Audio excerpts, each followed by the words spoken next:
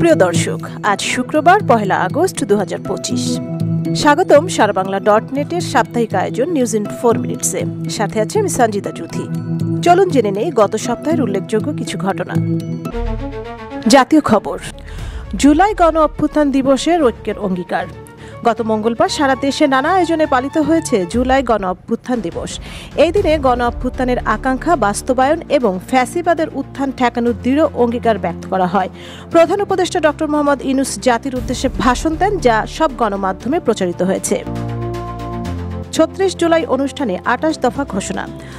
অন্তর্বর্তী সরকারের প্রধান উপদেষ্টা ডক্টর মোহাম্মদ ইউনূস রাজধানীর মানিক মিয়া অ্যাভিনিউতে ৩৬ জুলাই উদযাপন অনুষ্ঠানে দেশের শীর্ষ রাজনৈতিক দলের নেতাদের সঙ্গে নিয়ে ২৮ দফা ঘোষণাপত্র পাঠ করেন। জাতির যে গুরুত্বপূর্ণ দায়িত্ব পালন করতে আমরা এসেছি, আল্লাহ তার জন্য আমাদের জন্য রহমত বর্ষণ করছেন।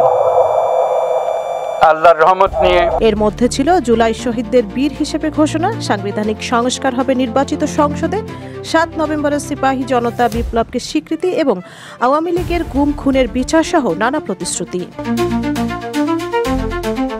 নির্বাচনের তারিখ ঘোষণার খবর। বৃহস্পতিবার নির্বাচন কমিশন জানিয়েছে ডিসেম্বরের মধ্যেই জাতীয় সংসদ নির্বাচনের তফসিল ঘোষণা করা হবে। তবে বুধবার প্রধান উপদেষ্টা নির্বাচন কমিশনকে ফেব্রুয়ারির মাঝামাঝিতে নির্বাচন আয়োজনের জন্য চিঠি দেন। যদিও এর আগেই প্রধান নির্বাচন কমিশনার ঘোষণা দেন ফেব্রুয়ারিতেই নির্বাচন অনুষ্ঠিত হবে। এনসিপির নেতাদের কক্সবাজার বিতর্ক। এনসিপির ৫ নেতার কক্সবাজার সফর দেশে আলোড়ন তোলে। যদিও তাদের সফরের খবর সত্য, তবে পিটার হাসের সঙ্গে বৈঠকের খবরটি সম্পূর্ণ বানোয়ার।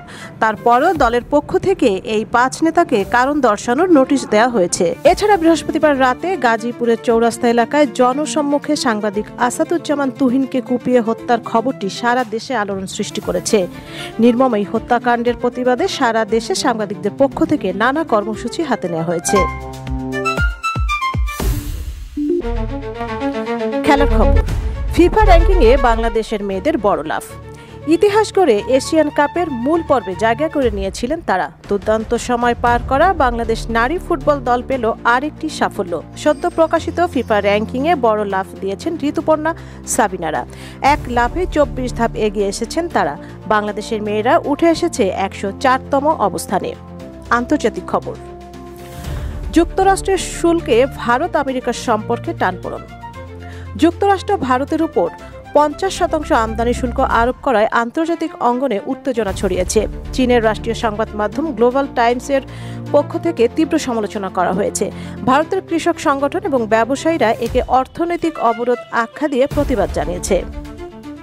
ইসরায়েলি মন্ত্রিসভায় গাজা দখল পরিকল্পনা অনুমোদন।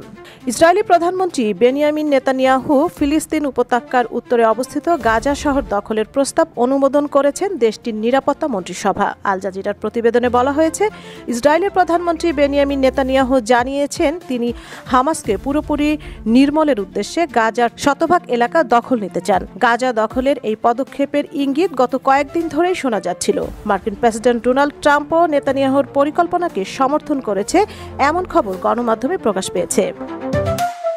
এই ছিল গত সপ্তাহে উল্লেখযোগ্য কিছু গুরুত্বপূর্ণ খবর। আগামী সপ্তাহে আবারও ফিরে আসবো নতুন কিছু খবর নিয়ে। ততক্ষণ পর্যন্ত ভালো থাকুন, সুস্থ থাকুন এবং সঙ্গেই থাকুন সারাবাংলা.নেটের। এই প্রত্যাশায় বিদায় নিচ্ছি আমি সঞ্জিতা চৌধুরী।